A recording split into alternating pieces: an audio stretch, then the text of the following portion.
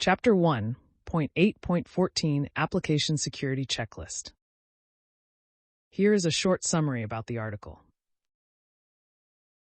The checklist focuses on application security within Kubernetes, guiding developers on securing workloads, service accounts, pod-level settings, and container configurations.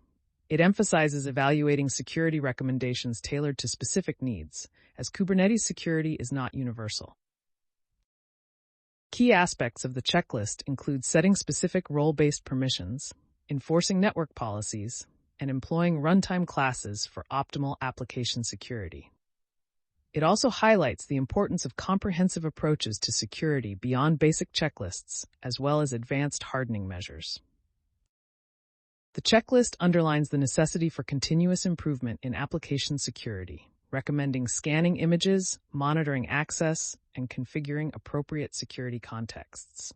Maintaining security is described as an evolving process requiring attention and adaptability based on the environment's needs.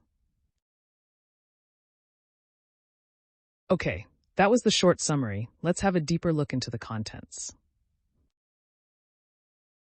Application Security Checklist. The checklist provides developers with foundational tips for securing Kubernetes applications. It's not exhaustive and evolves over time. Items in the checklist are not prioritized, and additional details follow each section's list. Developers are seen as Kubernetes users who manage namespaces. Caution highlights that while checklists are initial security measures, ongoing vigilance is essential for achieving robust security. Checklists alone cannot ensure strong security. They are merely the beginning of a continual process of improvement. Base security hardening. The checklist starts with application design considerations, emphasizing the importance of aligning with security principles during the design phase. Applications should be configured with quality of service (QoS) classifications, setting memory and CPU limits appropriately to ensure efficient resources management, more so on sensitive workloads. For enhancing service account security, it's recommended to avoid default accounts, opting for distinct service accounts for each workload. The Automount service account token should be disabled unless needed for API access, thereby minimizing unnecessary risk exposure. Pod-level security context tips include setting containers to run as non-root users and configuring less privileged user roles. Containers should have limited file permissions, leveraging fsgroup for accessing persistent volumes. Deploy applications in namespaces enforcing robust pod security standards, adjusting documentation and defense mechanisms as needed.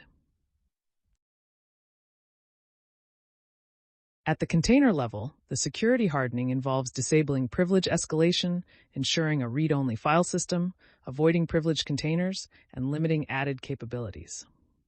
Strong RBAC practices recommend restricting permissions vigorously and removing the unnecessary system unauthenticated bindings.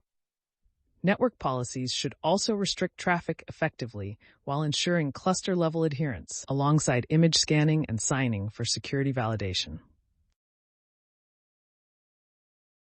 Advanced security hardening.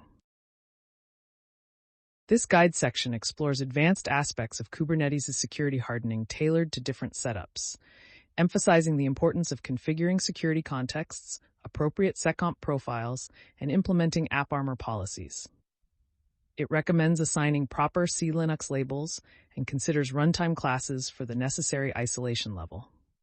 Securing sensitive workloads might require using kernel emulation tools such as gvisor or isolated virtual frameworks like Kata containers. Furthermore, high-trust environments might benefit from confidential virtual machines. Additionally, the guide links to third-party projects that support these advanced hardening strategies, with a disclaimer that these projects are external and not maintained by Kubernetes authors. Anyone interested in adding projects to this list should follow their content guide's provisions closely. By utilizing these strategies, administrators improve overall cluster security, especially for sensitive workloads requiring different isolation levels beyond the default runtime.